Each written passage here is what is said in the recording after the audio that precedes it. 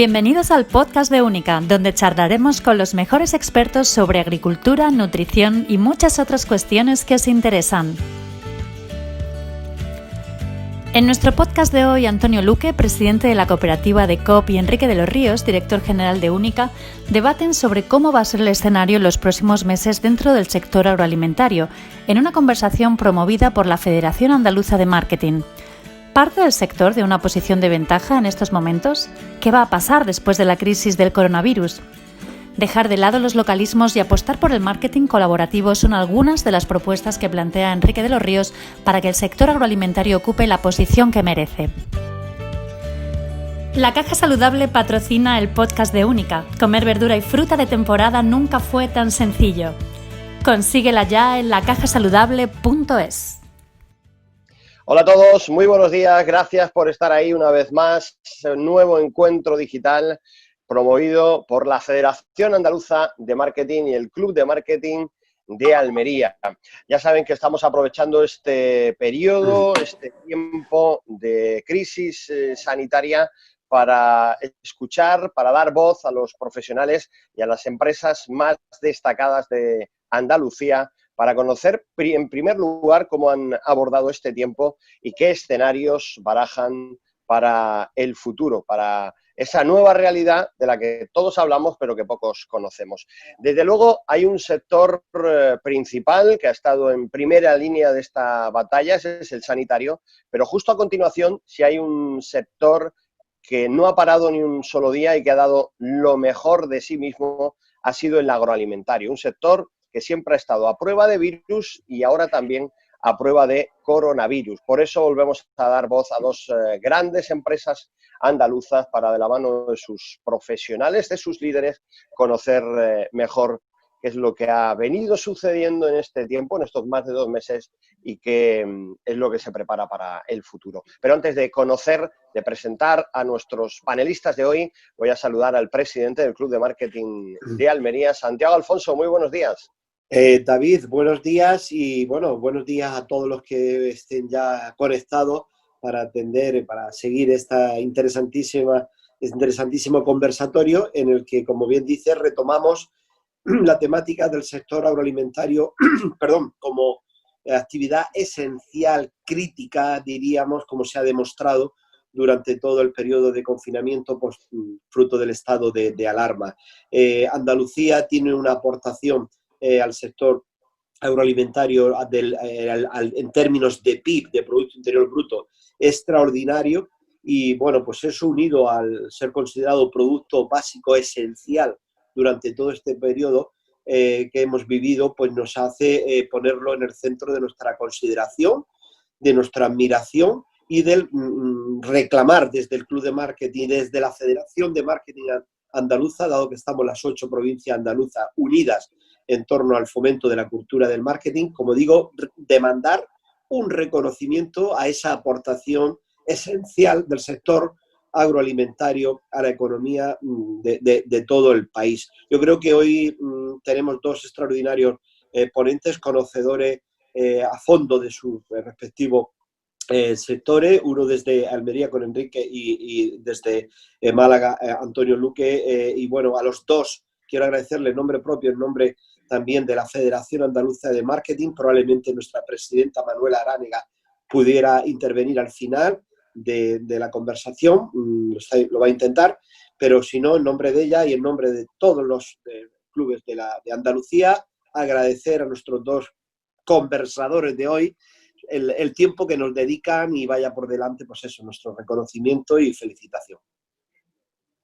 Gracias, Santiago. Pues sí, vamos a dar la palabra, vamos a saludar en primer lugar a Antonio Luque, presidente de COP, es el mayor productor oleícola del mundo, es una empresa española con sede, con base en Andalucía, nos tenemos que sentir orgullosos, 75.000 agricultores y ganaderos y líder también, por supuesto, en otros productos como el sector del vino o los lácteos. Antonio Luque, muy buenos días. Bienvenido a este conversatorio. ¿Qué hay? Buenos días. Encantado de estar con vosotros. Agradeceros el que me hayáis invitado a compartir esta tertulia un placer además hacerlo acompañado o acompañando a una persona como Enrique. Y bueno, esperemos que no cansemos mucho a las personas que oigan esta tertulia, vamos a llamarlo así. Por lo tanto, muy agradecido y bueno, ahora empezaremos el debate. Buenos días también a Enrique de los Ríos, es el gerente de Única, una empresa especializada en la producción y comercialización de frutas y hortalizas frescas, líder a nivel nacional y de la que también nos tenemos que sentir orgullosos como andaluces y como ciudadanos españoles. Enrique, gracias por sumarte a esta iniciativa, a este encuentro. Bueno, gracias a vosotros. Me sumo al agradecimiento de Antonio hacia ti, hacia Santiago, hacia el Club de Marketing Almeriense y Andaluz. Y también encantado de estar con Antonio. Yo creo que tenemos retos por delante, tenemos oportunidades y es bueno que dialoguemos y que pongamos ideas. Bueno, para romper el hielo, ya sabéis cómo funciona esto. Después os voy a dar un turno de exposición más extenso para que podáis hablarnos de cómo se ha vivido este tiempo de COVID-19 y qué escenarios barajáis para el futuro. Pero de entrada, la misma pregunta a los dos. Antonio, ¿el sector agroalimentario parte en una posición de ventaja en estos momentos, teniendo en cuenta la que está cayendo en nuestro país? Bueno, yo creo que efectivamente en el sector se suele decir que podemos llorar con un ojo, ¿no? Es verdad que hay dentro del sector agroalimentario hay algunos productos, algunas actividades que tienen una situación más complicada, que ahora después con un poquito más de detalle comentaremos, pero en general yo creo que al mundo hay que alimentarlo, ¿no? Y yo creo que con esta crisis hemos podido poner en valor algo fundamental y es la importancia que tiene el sector agroalimentario para la sociedad. Imaginemos qué hubiera pasado si esos primeros días de la crisis, cuando vimos que la gente se tiró a acaparar productos de los lineales y vimos algunos lineales muy llamativos, muy escandalosos, como quedaban vacíos, ¿no? Lineales en la distribución. Imaginemos qué hubiera pasado si esos lineales no se hubieran podido llenar, ¿no? Yo con algunas personas de la distribución comentaba, hemos tenido en primer lugar una crisis sanitaria, evidentemente lo más grave, lo primero la salud, pero luego ha sido clave el poder alimentar a la población, ¿no? Y yo pienso que eso hay que utilizar esta situación grave que hemos atravesado para poner en valor el sector, valorizarlo y ser consciente de la importancia que tiene el sector. Enrique, la misma cuestión para ti en este caso. Pues sí, digamos que como si una vez más los focos de las circunstancias nos han puesto pues una condición, digamos, favorable, vamos, en el sentido de que frutas y verduras, en nuestro caso, pues ha sido, digamos, agraciada con el premio de que la gente tiene que seguir comiendo, tiene que seguir manteniéndose viva. Y además ha habido una concienciación hacia lo saludable y nada más saludable pues que los productos de las empresas que estamos hoy aquí, ¿no? Y bueno, el tema es que cuando se acaben los focos y la crisis pase y se nos quite las luces de encima y tal, si nosotros vamos a aprovechar las oportunidades que desgraciadamente la crisis nos está dando, que es que nos está poniendo en valor lo que nosotros no hemos podido hacer, habrá la redundancia en el marketing, ¿no?, que estamos hoy, lo que el marketing no ha podido hacer nos lo han dado las circunstancias y cuando las circunstancias cambien, si nosotros vamos a seguir estando ahí defendiendo el valor de nuestros productos y nuestros agricultores o vamos a dejar que pase la oportunidad y los ultraprocesados y el bollicao y quien sea, pues vuelvan a coger la cesta de la compra. Bueno, pues esto es una buena cuestión para plantear después de vuestro turno de exposiciones. Vamos a comenzar con Enrique de los Ríos, con Única Group. Creo que tiene preparada una presentación Enrique, así que le dejamos tiempo para que comparta pantalla. Ahí está, la estamos viendo perfectamente. Enrique, cuando quieras. Bueno, pues en primer lugar, brevemente, lo que es Única. Única es una cooperativa de segundo grado, somos ahora mismo 22 cooperativas y bueno, esperamos facturar en torno a 500 millones de euros en esta campaña. Tenemos unos 100 productos, la mayoría de ellos productos frescos, 5.000 agricultores, 9.000 hectáreas de cultivo, 5.000 empleados en almacenes y 12.000 trabajadores en campo. Yo rápidamente, por ir un poco al grano, a veces dice, bueno, ¿qué es lo que más vale en una empresa, ¿no? Y de algún modo todos los que hemos estudiado escuelas de negocio y másteres y tal, muchas veces se nos meten, oye, no, el dinero, el talento, el activo, el pasivo, la estrategia, el liderazgo, los empleados, los costes bajos y tal. Pero realmente, y además en estas circunstancias, lo único, digamos que lo más relevante dentro de una empresa, sea la que sea, es que tenga un vínculo con el que tiene el dinero en el bolsillo y le puede dar la orden a su cerebro de que nos lo dé a nosotros o se lo dé a nuestra competencia, ¿no? Y tener ese vínculo activo y repetitivo, de modo que esa acción se produzca una vez tras otra, es lo único, vamos, lo único, es lo más importante dentro de una empresa, ¿no? Ese vínculo se construye en cosas que dependen de nosotros, como nuestra empresa, nuestra estrategia, nuestra capacidad de liderazgo y de gestión, y también se construye por aspectos que están fuera de nosotros, como legislaciones, competencias geopolíticas y sobre todo, por lo que tenga ese cerebro dentro, ¿no? Sus hábitos de consumo, ¿no? Y el marketing, que es lo único que depende de nosotros, que interactúa con ese cerebro. Y desgraciadamente muchas veces no se utiliza o se utiliza mal, ¿no? En las circunstancias estas del coronavirus, pues digamos que ese cerebro ha activado mucho más su parte emocional, sus decisiones se vuelven muy, muy emocionales y aparte de eso se le han restringido movimientos a esas personas, lo que ha provocado un cambio en los hábitos de consumo de las personas a las cuales nosotros le vendíamos los productos, ¿no? Digamos que lo que era ayer, por ejemplo, antes de la crisis, pues nosotros estábamos en la parte esta de que vaya sin plástico, el precio es muy relevante, que vaya cortado, que sea ecológico, tal. Y bueno, ahora dentro de la crisis, pues ha cambiado la cosa y ha cambiado hacia cosas, ¿no? El plástico que estaba demonizado, pues ahora no, porque mi seguridad está antes que otra cosa, ¿no? Y el plástico me protege. Ha habido un viraje hacia lo sano, hacia lo básico, hacia un valor percibido básico de los productos, ¿no? Hacia productos que tengan piel o hacia productos que vayan protegidos, envasados, tal. Y bueno, ahora estamos en esta situación, pero lo que nos preocupa no es tanto esta situación que sí, y sobre todo en el tema del marketing, que es lo que estamos hoy, sino, oye, ¿y mañana cómo van a ser esos hábitos de consumo? Porque si los hábitos de consumo han cambiado, van a seguir cambiando. Lo único constante es el cambio. Es decir, ¿cómo podemos mantener nosotros como empresa, el sector agroalimentario andaluz, ese vínculo con nuestro cliente final, ¿no? Y bueno, el mundo, como digo, ha cambiado. Antes, por decirlo así, en el mundo antiguo, en la prehistoria, hace 2 meses, pues el centro de gravedad eran las empresas, nosotros mismos, ¿no? Mi producto, mi dinero, a los empleados o a las personas que trabajan se les llama recursos humanos, a las personas que consumen se les llaman consumidores. El propósito es ganar dinero y solo ganar dinero. Estoy un poco teatralizando, un poco para abrir el debate. La gestión, la eficiencia, en fin, hay una serie de cosas ahí, lo racional, la seguridad y tal, y ahora el mundo ha cambiado. La persona que compra es el centro, tenemos que darle un propósito, decir, ¿qué problema soluciono yo a esa persona? El liderazgo debe someter a la gestión. Estamos sobregestionados en las empresas, ¿no? Y llenos de cuadros de mando y de controles. La cadena de valor a veces es una cadena de valores, ¿no? La economía tiene que solucionar problemas y aportar valor real en el entorno donde se desarrolla. No tanto competir, sino cooperar. Nos hemos vuelto vulnerables, además. Nos hemos vuelto emocionales. El cerebro de la persona que nos compra es muy, muy emocional. Y en cualquiera de los dos escenarios la economía tiene que funcionar porque es la base de todo, ¿no? Rápidamente, esto es un poco como vemos nosotros la situación a partir de ahora, ¿no? Nosotros en Única hemos hecho cosas, hemos abierto campañas de concienciación en los primeros días al sector, ¿no? A los consumidores, no se preocupen que aquí se está produciendo bien.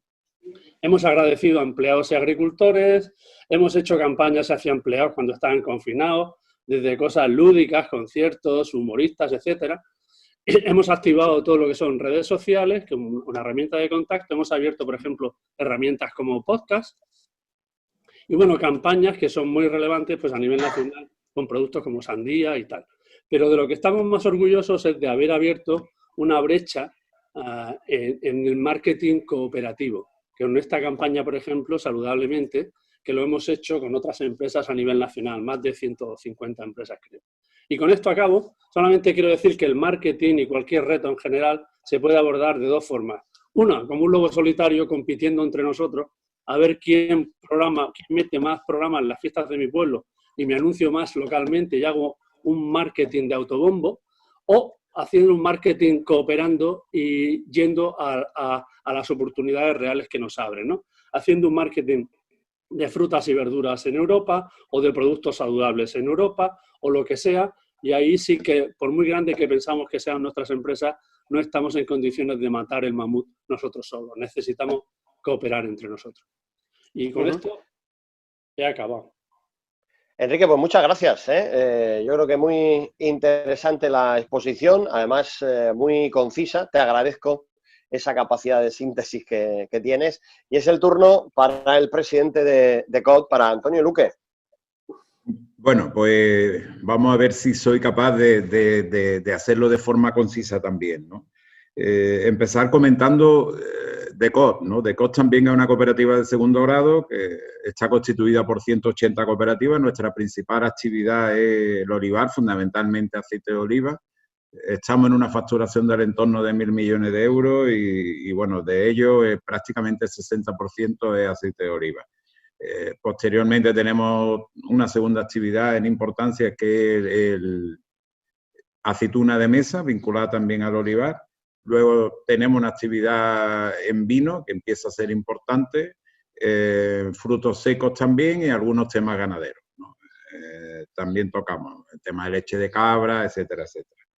Tenemos, como bien has dicho, más de 70.000 agricultores y ganaderos, fundamentalmente de Andalucía, aunque también los tenemos de Castilla-La Mancha, incluso del País Vasco, en una cooperativa de vino. Y bueno, ¿qué hemos hecho? ¿Cómo nos ha acogido esta situación? Yo creo que lo comentaba antes, hemos tenido una primera crisis que es la sanitaria, pero una segunda crisis fue, yo creo que importantísimo, de abastecimiento, de dar tranquilidad a la población de que iban a tener sus materias que necesitaban más digamos, imprescindible, alimentación y algunos otros productos, porque lo iban a tener a su disposición.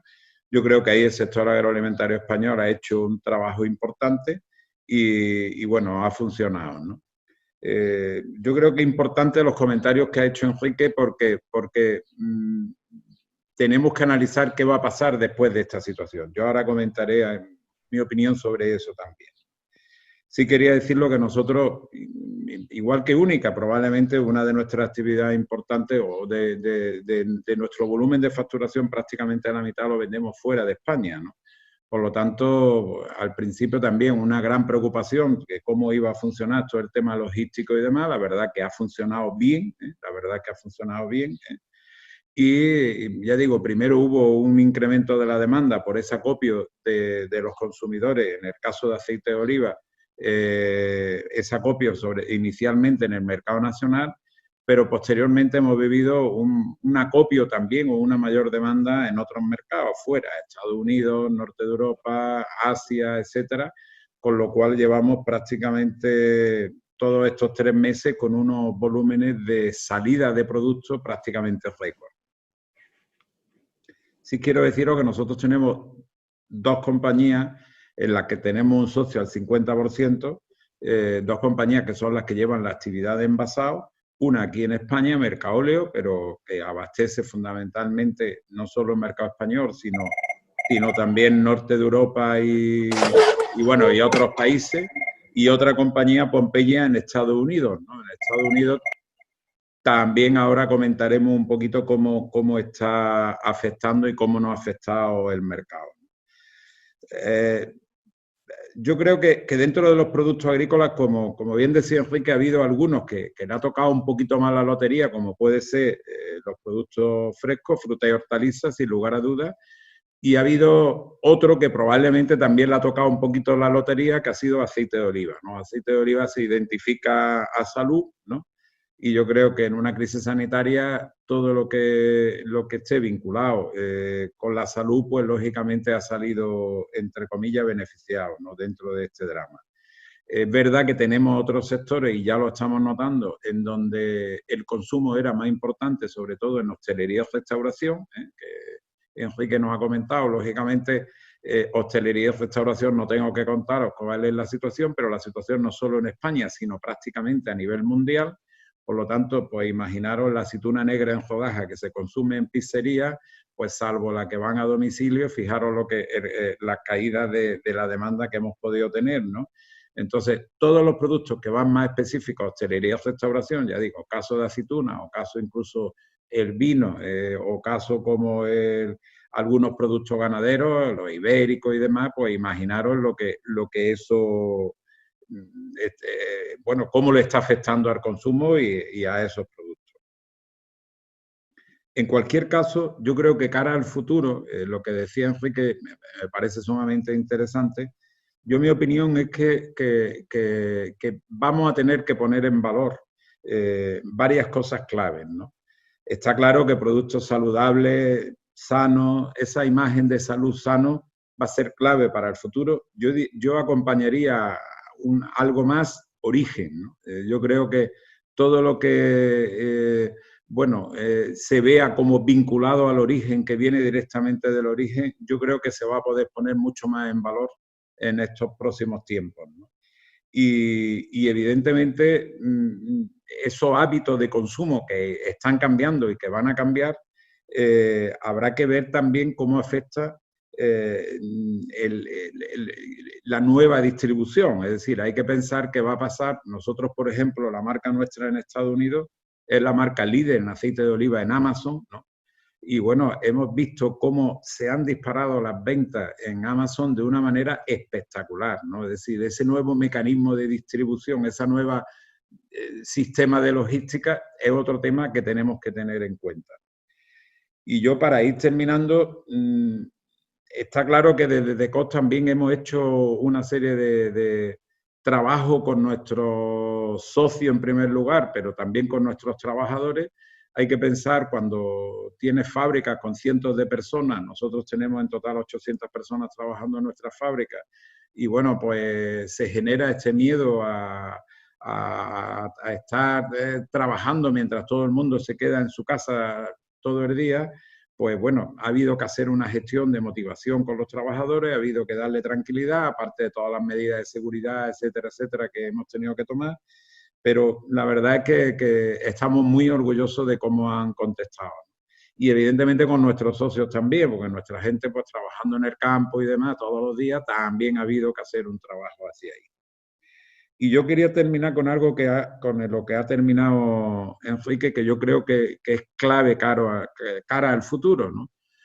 Yo creo que este tiempo en esta crisis, en esta pandemia, en este tiempo que hemos estado confinados, pues hemos tenido un poquito más de tiempo para pensar, ¿no?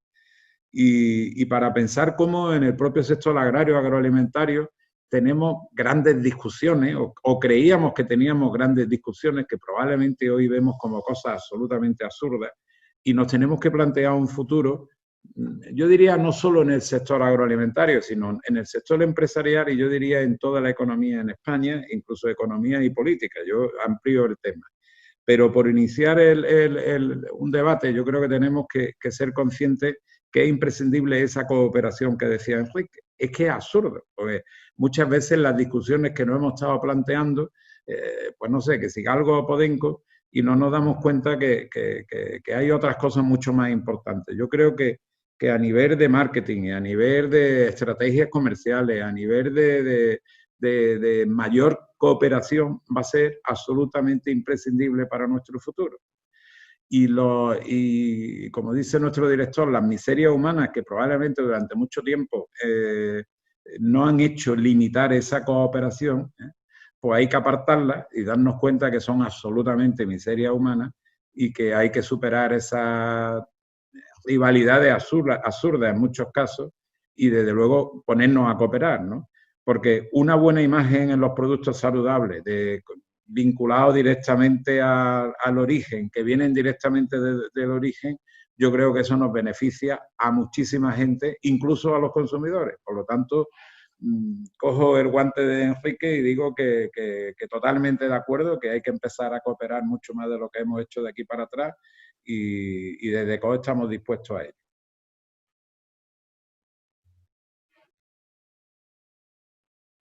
Ahora sí, creo que es un muy buen punto de partida esto que nos plantea Antonio en el final de su conversación y nos planteaba también hace un momento Enrique de los Ríos, la cooperación. Además, nos lo dicen dos de las grandes cooperativas de segundo grado de nuestro país. Yo, si os parece, por empezar por aquí, les recuerdo a todos los que nos siguen que pueden ir haciéndonos llegar sus preguntas por escrito. Vamos a tratar de trasladarlas todas. Ya hay algunas que iremos poniendo sobre la mesa, pero ¿qué hace pensar que ahora sí se va a poder cooperar, que se van a romper bueno, pues esas dificultades que existían hasta ahora a la hora de comunicar como sector conjuntamente y sobre todo algo muy importante, tratando de llegar directamente al consumidor sin intermediarios? Enrique. A ver, yo creo que como bien dice Antonio, en esta crisis como que se nos ha caído una capa de tontería, ¿no? Y como que estábamos aquí haciendo como una especie de Juego de Tronos, ¿no? Como estábamos, a ver, quítate tú para ponerme yo y tal y cual, pero esta crisis ha sido como si nos dan un palmetazo en la espalda y dices, quieto parado, ¿no te das cuenta de lo que está pasando? El mundo, Andalucía, es el líder mundial en producción de aceite de oliva, es el líder mundial en producción de fruta y verdura. Tenemos una oportunidad fenomenal, el consumidor quiere nuestros productos, lo valora, y no estamos cooperando para venderlo en conjunto, seguimos cada uno en nuestro pueblo, con nuestra... No, estoy un poco haciendo, porque no es así. ECOP es súper grupo, yo lo admiro, ha hecho tremendo, y nosotros y otras cooperativas y tal, pero todavía seguimos siendo pequeños y cooperando poco para el reto que tenemos. Pero somos líderes mundiales en muchas cosas, pero no, en relación con el consumidor no somos líderes de nada. O sea, tenemos desactivado lo único que nos une con la cabeza del que tiene la decisión de compra.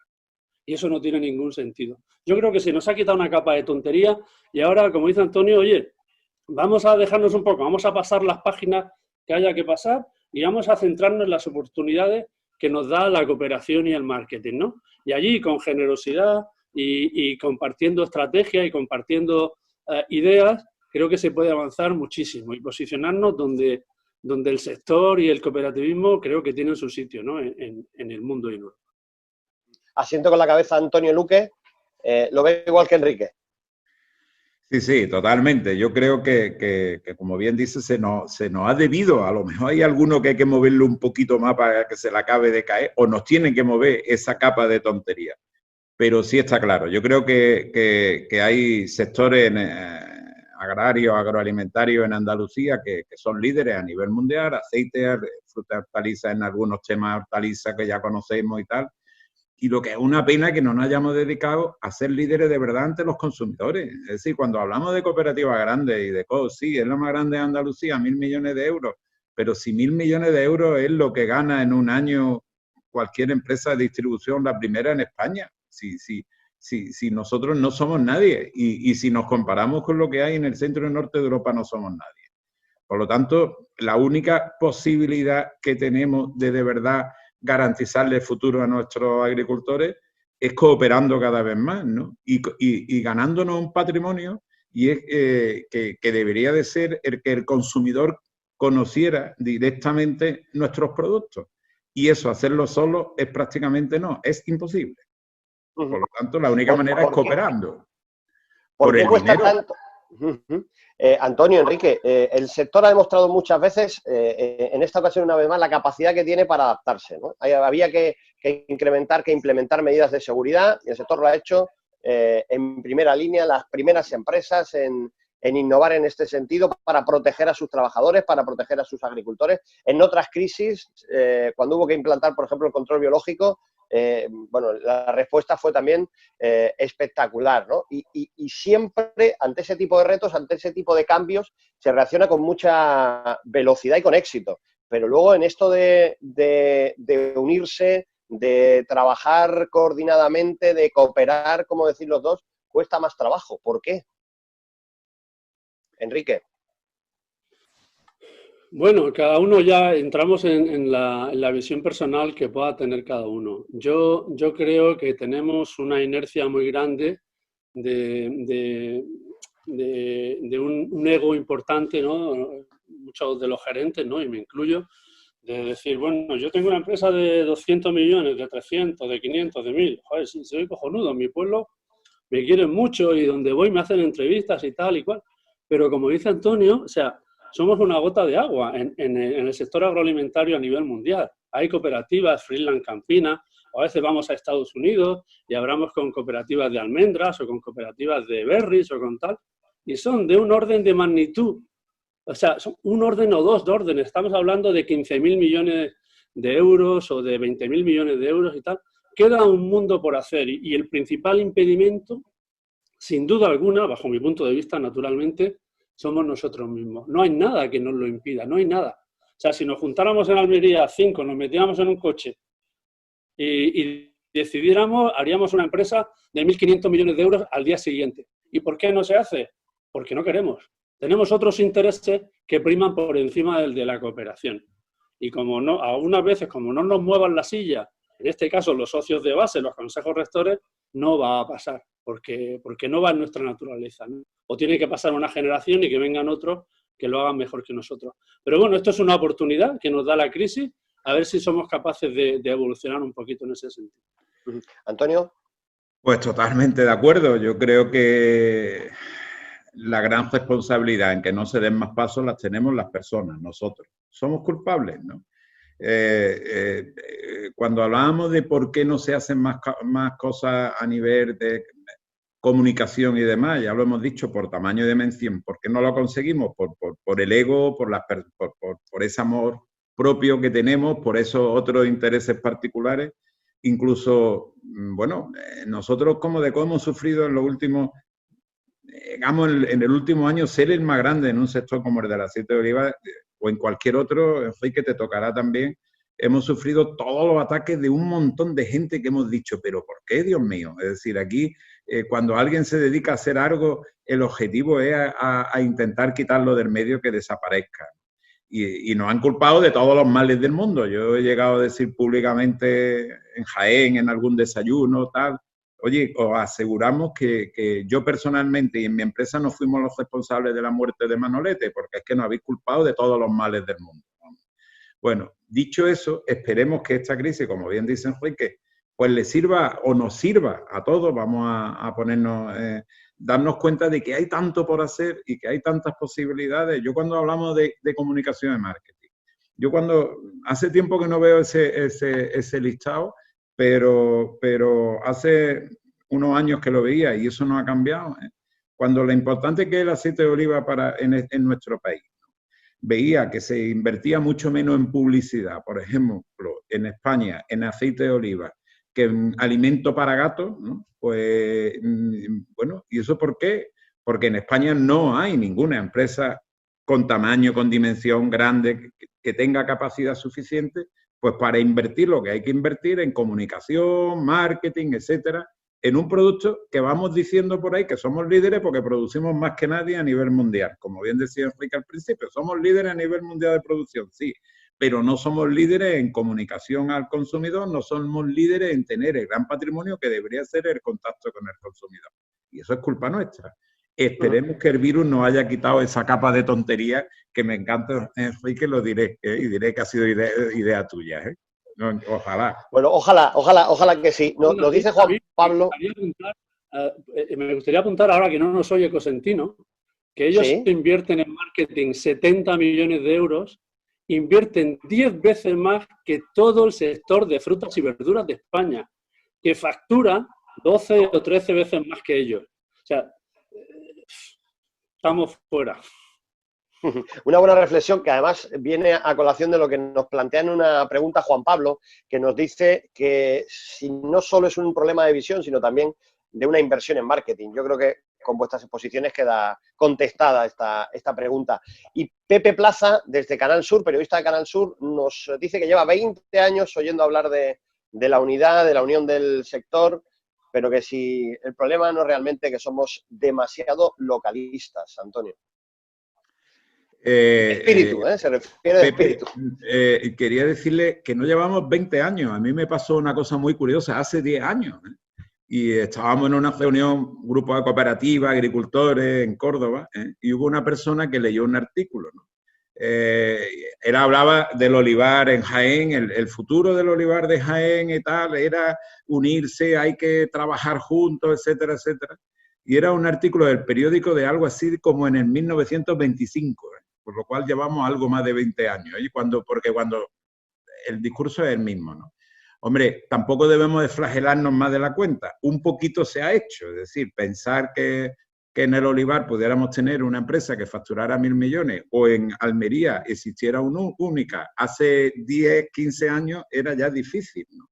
Pero lo que sí es verdad que esta crisis nos tiene que hacer acelerar porque no tenemos tiempo. Yo siempre digo que el sector agroalimentario, el mundo cooperativo nuestro, siempre decimos vamos dando pasos, sí, pero yo digo que nosotros vamos a 30 kilómetros por hora y la distribución va probablemente a 100 kilómetros por hora y a lo mejor los consumidores a 120, con lo cual se nos van distanciando, ¿no? Por lo tanto, deberíamos de pegar un empujón en ese tema. Enrique, ¿crees que va a llegar el empujón? Pues, hombre, yo quiero creer que sí, pero vamos, como dice Antonio, vamos demasiado lentos, ¿no? Y porque se hace un discurso externo, o sea, se acude a las reuniones cuando nos convocan los consejeros, los políticos, o a veces las asociaciones, oye, que hay que unirse, que hay que hacer esto, pero cuando se vuelve al Consejo Rector, lo que pasa es que se demoniza todo lo que se ha dicho que sí con la cabeza en esas reuniones. Y fíjate tú lo que nos hicieron, y fíjate esto, y estos no saben, y cuando era chico me empujó a un charco, y porque se demoniza la cooperación, diciendo que son malos o lo que sea, y se mantiene el status quo actual, ¿no? El principal activo de eso son gerentes o comerciales que impiden que eso pasa y uno se le pueden venir a la cabeza enseguida cooperativas, pero luego el responsable último son los consejos rectores y los presidentes que no son capaces de iniciar proyectos de cooperación sensatos, ¿no? Y afortunadamente hay varios modelos, no tiene que ser única, no tiene que ser de COP, o hazte tú el tuyo, pero coopera, sé más grande, vamos a hacer marketing, vamos a comercializar mejor, vamos a desarrollar cosas como el origen, la lucha integrada, lo que sea, ¿no? Haz algo, ¿no? No solamente quejarse, decir que sí fuera y no dentro. Hay más cosas que hacer, ¿no? Bueno, voy a seguir con preguntas, si os parece bien. Carmen dice que para los dos ponentes, ¿no creen que esa cooperación de la que hablan no es factible en las cooperativas, al menos en las de Almería? Dice, por lo que conozco de cooperativas, en Almería esa cooperación es imposible, tal vez porque no se ha promocionado debidamente lo que es el cooperativismo. No sé lo que opináis. Hombre, yo creo que aquí, más que se ha promocionado el cooperativismo, siempre se puede hacer, siempre se puede hacer más. Pero más reuniones que hemos tenido, más políticos que nos han sentado en una mesa, las cooperativas grandes, se ha hecho cuanto más se hacía fuera, más se enrocaban dentro. Y ese mismo gerente que decía que sí, con la cabeza al político, como decía antes, luego más duro se hacía su discurso dentro del Consejo Rector. Y tenemos hoy ejemplos de cooperativas que están pasando por esa situación. O sea, la cooperación no se ve bien en el Consejo Rector porque toca inercia de mucho tiempo y porque toca situaciones que le puedan tocar personalmente a determinadas personas dentro de ese consejo. Y allí, pues, una demonización y un palmetazo encima de la mesa hace que se pare cualquier iniciativa de cooperación. O sea, como dice Antonio, no hay que flagelarse demasiado porque sí que se producen cambios, afortunadamente, pero vamos muy, muy lentos, ¿no? Y yo no sé si hace falta más comunicación o que nos corten un grifo o lo que sea, pero no soy muy optimista a corto plazo con que se vaya a acelerar ese proceso. Antonio. Yo estoy, como no puede ser de otra manera, totalmente de acuerdo. Yo creo que hay una cosa que yo siempre he dicho, ¿no? Como bien ha dicho Enrique, el problema puede estar en los ejecutivos, directores, comerciales, presidentes de las cooperativas y demás, pero yo creo que está también el propio consejo. Y yo hay un tema que es importante, y no está tanto en las bases. Es decir, nuestros agricultores y nuestros ganaderos son agricultores ganaderos. Yo soy agricultor y alardeo de ello. Soy agrónomo, pero me considero agricultor. Y yo digo que nosotros somos un poquito catetos, no vamos a decir que no, pero tontos no. Las asambleas generales de nuestras cooperativas, hay otros grupos más o menos cercanos del sector nuestro, incluso de otros sectores, y que siempre me dicen lo mismo.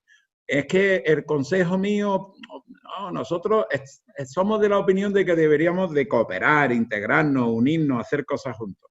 Pero mi asamblea no, porque yo tengo el mejor tomate, el mejor aceite, el mejor vino y tal. Bueno, yo siempre he dicho, llévame a tu asamblea.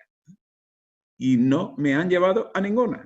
Yo le he llegado a proponer a alguien, oye, si me lleva a tu asamblea no dicen que sí a una mayor integración, yo cambio de actividad profesional. Por supuesto no me han llevado. Y mira que me querían quitar de la actividad que llevo. Pero ¿qué quiero decir con eso? Lo que sí deberíamos de buscar mecanismos, probablemente esa comunicación que dice Enrique, y eso no lo hayamos hecho bien, pero tenemos que dirigirla a nuestros propios agricultores, a los socios. Los socios de base lo tienen bastante más claro que nuestros consejos, nuestros presidentes, nuestros gerentes, en muchos casos, hay otros que no, pero en la mayoría de los casos seguro que esa base social lo tendría mucho más claro cuando se explica el tema. Voy a meter en la ecuación al director general de TROPS, que nos está siguiendo desde el principio de este encuentro digital, a Enrique Colilles, que nos plantea una cuestión, nos acompañó hace 2 semanas también en estos encuentros digitales de la Federación Andaluza de Marketing, y dice Enrique, que ¿cuál es el impedimento a las uniones? ¿El individualismo o el cortoplacismo? Y os pregunta también si consideráis que los consejos rectores deberían tener un número de consejeros independientes, no socios, no agricultores. ¿Existe la formación empresarial cooperativa a consejeros enfocada al crecimiento y a la unión? Bueno, las preguntas de Enrique son muchas y importantes. De Enrique. Pues nada, saludo a Enrique, mi tocayo y un profesional que admiro mucho. Para mí, otra vez, el principal impedimento no es que seamos individualistas, es que tenemos intereses particulares en que no se produzca la cooperación.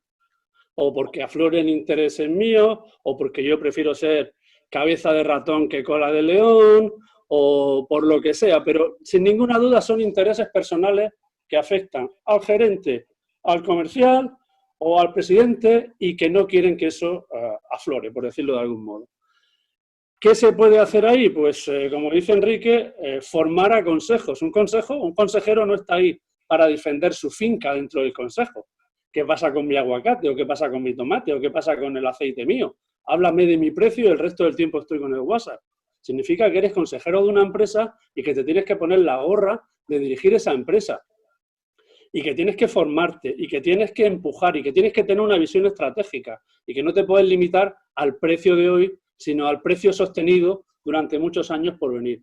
Yo creo que la formación es fundamental, que el liderazgo es fundamental, pero si un gerente que no quiera que su cooperativa coopere, por mucho consejo rector que se ponga, el gerente le echa un pulso al consejo y lo gana. Y eso no puede consentirlo un consejo. Hay que hacerse profesional del consejo. No solamente acudir cuando me convocan y a ver de mi precio, sino hacerse profesional y pedir las cosas que necesito, ¿no? Y tener la visión en conjunto como consejero. Antonio, eran muchas preguntas, a ver si podemos sintetizar. Eso iba a decir. Yo, por no repetirnos, yo creo que sí es importante la formación de los consejeros. Yo creo que sobre eso se está haciendo mucho. Pero yo pongo una cosa sobre la mesa que yo creo que es todavía mucho más importante. Hay que llegar, como decía antes, a los agricultores directamente, a las bases, porque en muchos casos el propio consejo es cómplice del director o del presidente en bloquear cualquier tipo de cooperación.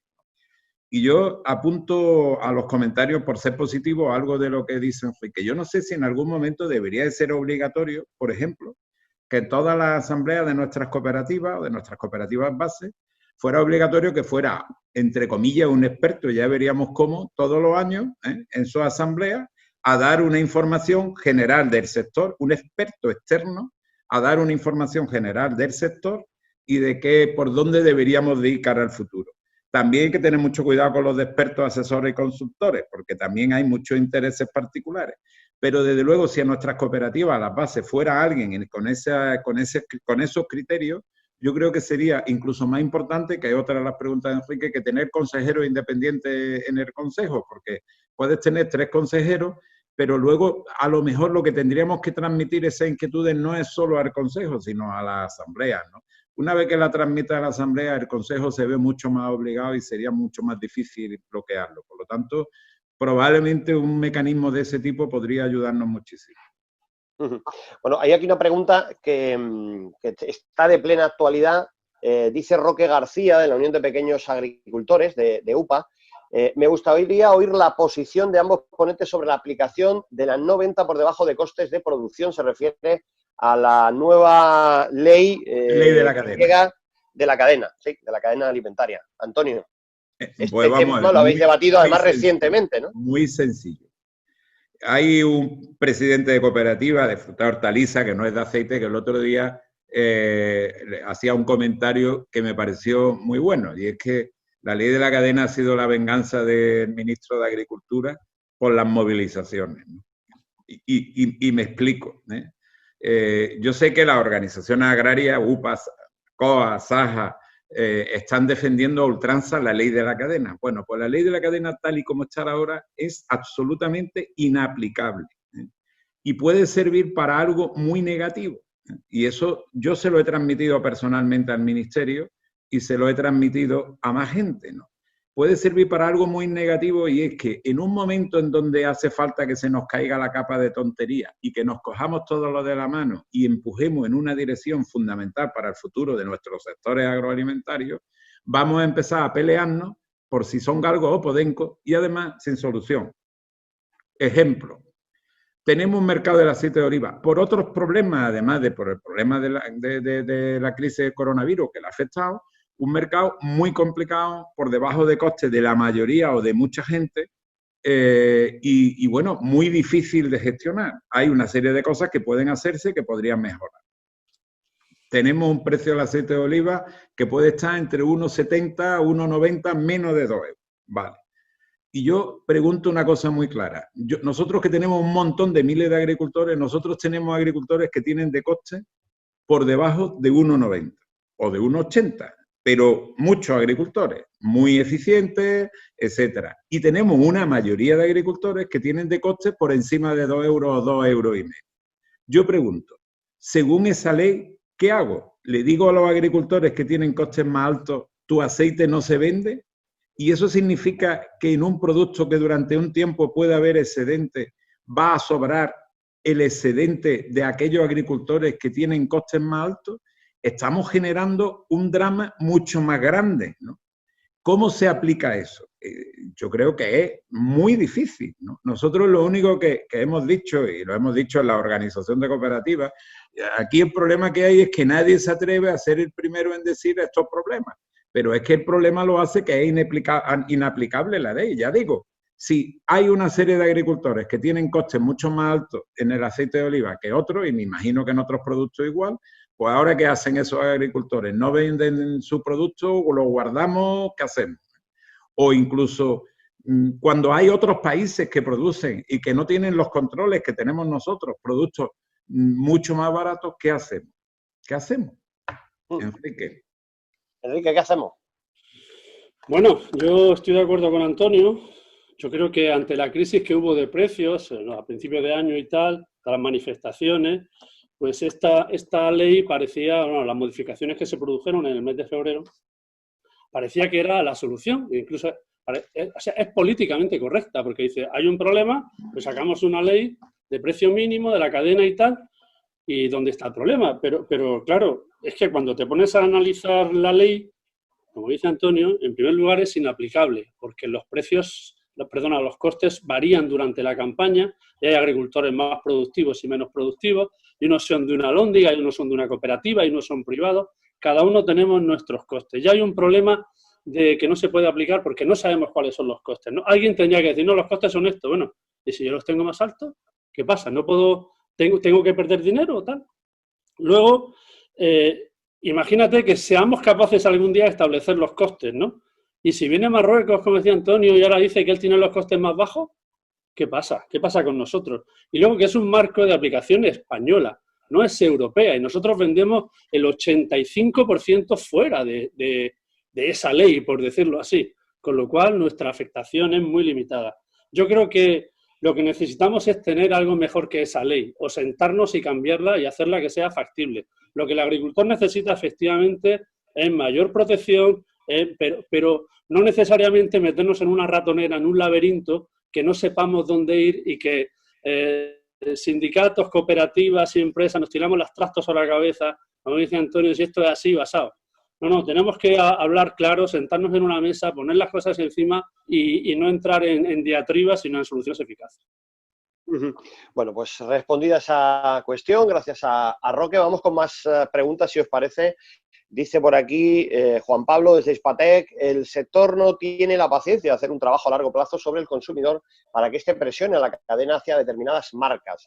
Coplaca lo hizo bien porque se unieron, pusieron mucho dinero y aguantaron el tiempo suficiente para crear una marca para un solo producto. En el caso almeriense hablamos de tal cantidad de productos que hay que apelar la forma de producirlos y eso hace aún más intangible el trabajo a realizar y por lo tanto requiere de más tiempo y más dinero. Bueno, es una reflexión más que una pregunta en este caso. No sé si Enrique, como está enfocado en Almería, quiere añadir algo ahí al respecto a esa cuestión.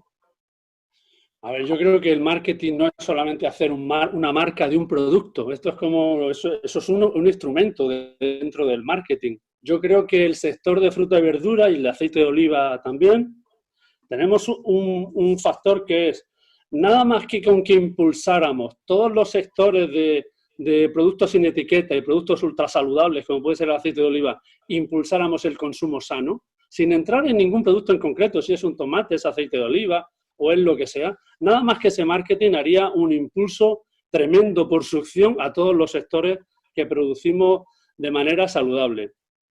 El marketing que debemos hacer no se basa en una marca de un producto, se basa en estructurar las capas que haya que hacer. En Europa podemos hacer un marketing genérico, en España podemos hacer un marketing de otro tipo. Luego yo puedo tener mi marca, por supuesto que sí, puedo tener y debo tener una marca potente, pero no es una cosa, no quita la otra y no podemos hacer parálisis por análisis. Es decir, como no puedo hacer marketing de una marca porque tengo muchos productos, en consecuencia no hago ningún marketing. No.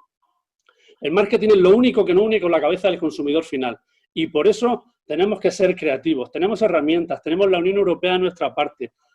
Podemos hacer un marketing de producto europeo, como decía Antonio. Ahora mismo un aceite de oliva, 1 litro de aceite de oliva que venga de un fondo de inversión, de un olivar en Sudáfrica, no es igual que un aceite de oliva que venga de una cooperativa como de COP. Aunque el consumidor no sepa distinguirlo, hay muchos intangibles que el consumidor está deseando que se los contemos y deseando que se lo pongamos y que hagamos marketing y que la distribución lo ponga en el lineal.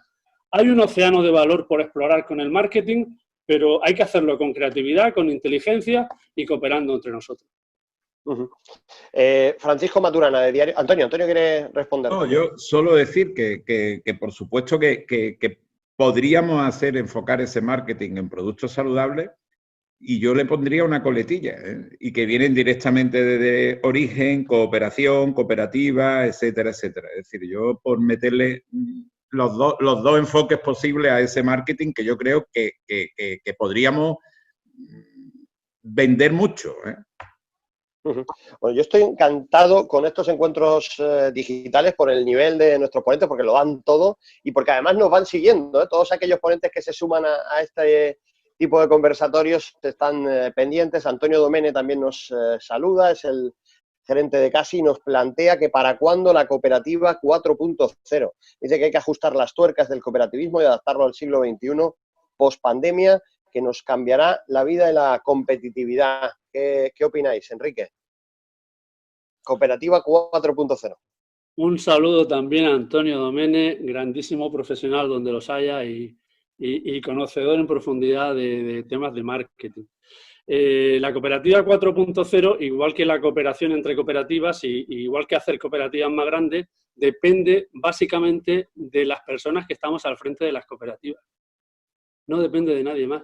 No depende ni de que haya subvención, para cooperación, ni subvención para marketing, ni que nos siente un político en una mesa, ni de nada, de nada, de nada. Sino que Antonio, Enrique, ANECOP, AN, quien sea, las grandes cooperativas nos sentemos y dibujemos nuestro futuro sin que tengamos que estar al albur de virus o de geopolíticas o de legislaciones. El mundo será como sea, pero las cosas que dependan de nosotros, ahí tenemos que estar juntos y tenemos que hacer las cosas bien. Y si somos capaces, bien lo haremos, y si no, pues les contaremos cuando seamos viejos a nuestros nietos que fuimos tontos y que dejamos pasar el tren este que teníamos, ¿no? Que era fenomenal, pero que por la tontería que no se nos cayó la capa suficiente, pues no fuimos capaces. ¿Qué le decimos? Antonio Luque, Cooperativas 4.0. Yo, como desde el principio de esta tertulia, totalmente de acuerdo con Enrique. Yo creo que depende todo de nosotros, depende de nosotros. Yo, por poner un matiz más, es verdad, tanto en esto como en lo de cooperación que decíamos antes y demás, es verdad que durante mucho tiempo los políticos han influido, yo creo que negativamente en esa cooperación y en esos pasos adelante. ¿Por qué? Porque yo siempre he dicho, y lo decía algún profesor valenciano, ¿no? Que bueno, pues a ver qué alcalde no quería, pues la torre de su iglesia o su cooperativa de su pueblo. Aquí en cada pueblo había que tener una cooperativa y la mejor del mundo mundial y todas esas cosas, ¿no? Pero yo creo que en los últimos tiempos la situación en los políticos ha cambiado. Es verdad que poco a poco y cuesta trabajo y muchas veces nos intoxican un poquito, ¿no? Pero en definitiva todo depende de nosotros. Es decir, no debemos de culpar a nadie, ¿no? Y ese poquito de tontería en la capa que nos quede, pues Enrique, tenemos que darle 2 palos a ese poquito, o tenemos que darnos 2 palos en ese poquito de tontería que nos quede, porque de luego tenemos que dar todos esos pasos, ¿no? Y aprovecho para saludar a Antonio y a Enrique, antes que no lo hice, Colilla, que bueno, como bien has dicho tú, son 2 magníficos profesionales de los buenos que tenemos en Andalucía, que son varios, y además de los que estamos convencidos que creen en esto que estamos diciendo. Bueno, pues ahí queda también esta respuesta. Nos pregunta Fran Maturana, de Diario de Almería, nos recuerda que el año acabó con las protestas de los agricultores, que empezó también con esas protestas, que eso se traduce en que existe un malestar generalizado, y que si eso se ha terminado, creéis que se ha terminado de abordar, si es algo que volverá a surgir, a despertar, porque parece que se ha quedado aparcado por todo esto de la COVID-19, pero que podría no estar resuelto. Enrique.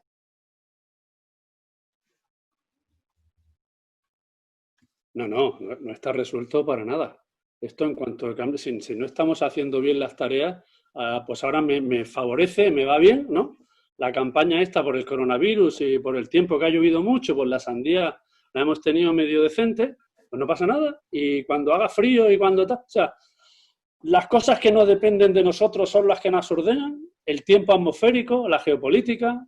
Trump dice que no se pueden meter aceitunas y ahora sí se puede. O sea, estamos al albur de cosas que no podamos controlar y nos quejamos para no hacer las cosas que podemos hacer, que están a nuestro alcance. No, esto va a volver, sin duda alguna, porque no estamos haciendo nada para que no vuelva. O sea, no estamos haciendo los pasos, articulando cooperación entre nosotros, trabajando mano a mano todos los agentes del sector y sentándonos y haciendo las cosas que nos toca hacer. No estamos haciendo eso, con lo cual seguro que volverá. Y la solución no tiene que venir, como decía Antonio, de los políticos, ni tiene que venir de que de pronto venga el COVID-21 y nos solucione otra vez la papeleta durante un año. Tiene que venir definitivamente porque el sector se ponga las pilas, ¿no? Antonio. Totalmente de acuerdo. Yo incluso el sector hortofrutícola pues ha mejorado con la situación de la crisis. En el sector del olivano, en aceite de oliva en concreto, estamos viviendo una crisis de precios que sigue siendo muy complicada, ¿no? Y las soluciones a ese problema no va a estar en la ley de la cadena. Las soluciones a ese problema, pues bueno, a corto plazo hay algún mecanismo que habría que utilizar, pues es un producto no perecedero, que podemos tener años con excedente y años con déficit. Bueno, hay algún mecanismo que sí tienen que conseguir nuestro ministerio, nuestro gobierno en Bruselas para regular eso, pero lo más importante es que tenemos que ser conscientes de que tenemos, en el caso del olivar, un cultivo que está creciendo mucho en plantaciones y está creciendo porque hay otros sectores que tienen una crisis más complicada, como es el de los cereales. Y bueno, eso significa que hay que hacer muchas cosas, ¿no? Entre otras, pues probablemente trabajar en cómo ser mucho más eficientes los agricultores. Todo el que pueda transformar y mejorar su plantación para ser más eficiente lo tiene que hacer. Probablemente existirán una serie de plantaciones que hay que procurar que sean lo menos posible y que sea un porcentaje pequeño de la producción, que puede ser un 10, un 15%, que no se puede mejorar, que no pueden ser más eficientes, y eso sí hay que intentar diferenciarlo como aceite ecológico, con mayor valor, etcétera, etcétera, pero eso no puede ser el 80% de la producción, tiene que ser un 10, un 15%, y para eso es absolutamente necesario trabajarlo todos unidos, porque lo que va a ser muy complicado. Nosotros tenemos una empresa en Estados Unidos hoy con la marca Pompeya, que es la marca líder en el mercado americano. Tenemos un 20% de cuota de mercado en el segmento de virgen extra con marquistas. Y nosotros podemos crecer tremendamente en vender a lo mejor aceite ecológico, ¿no? Pero lo que está claro que no podemos hacer es 100 proyectos o 500 proyectos de aceite ecológico en el mundo. Es decir, esa mayor cooperación es absolutamente imprescindible. Como no demos ese paso y aprovechemos esa mayor cooperación, pues, para hacer ese marketing que hace falta y vender estructuralmente mucho más nuestros productos en el mundo, va a ser muy difícil solucionar el problema de precios de una manera estable. Bueno, hay muchas más... Sí, Enrique. Porque a veces lo dijimos en la otra reunión y me pareció... Yo a veces yo tengo a Cosentino muy metido en la cabeza, ¿no? Y lo tengo aquí de referente, ¿no? Y digo, si esta empresa pasara por una crisis similar a la que hemos tenido nosotros, ¿saldría a manifestarse por las calles de su pueblo? Si tiene un problema con Donald Trump, o tiene un problema con el consumidor final, o tiene un problema de cambio, ¿saldría ahí a las calles de Cantoria, a la plaza, a manifestarse? ¿Qué solución le aportaría eso? Aquí tenemos que hacer lo que tengamos que hacer donde sea. Y no hacernos, yo ya he hecho bien el trabajo porque me he manifestado por las calles de mi pueblo. No. Pues bueno. No sé si Santiago, nuestro presidente, quiere responder por alusiones. Por alusiones. Bueno, efectivamente, la verdad que me parece una reflexión muy oportuna la que hace Enrique, bueno, apelando a esa necesidad de luchar por lo que es de uno, por lo de un sector me refiero, ¿no? Y hacerlo con garras, ¿no? Nosotros ante esta situación pues de aranceles y demás, hemos tenido que movernos y luchar en los distintos ámbitos diplomáticos, a nivel embajada, oficinas comerciales y demás, a nivel de los ámbitos de lobby de Washington, etcétera, porque cuando un mercado tiene un peso tan esencial como el caso norteamericano, para de casi el 60% del ingreso del grupo, pues imaginad lo que hubiese hecho falta hacer, ¿no? Lo hemos hecho y creo que gracias a eso pues hemos conseguido una situación no excesivamente negativa para nuestros intereses, ¿no? Creo que los sectores tienen que hacer lo que esté a su alcance para hacer valer esa posición, ¿no? Gracias de verdad, Santiago Alfonso, gracias a Antonio Luque, a Enrique de los Ríos. La Federación Andaluza de Marketing tiene como objetivo aportar valor a nuestra comunidad y creo que a través de vuestro talento, de vuestras exposiciones y también de lo que representan vuestras empresas para Andalucía, pues con encuentros de este tipo contribuimos a aportar valor a todos los que tienen a bien seguirnos desde esta plataforma. La Caja Saludable patrocina el podcast de Única. Comer verdura y fruta de temporada nunca fue tan sencillo. Consíguela ya en lacajasaludable.es.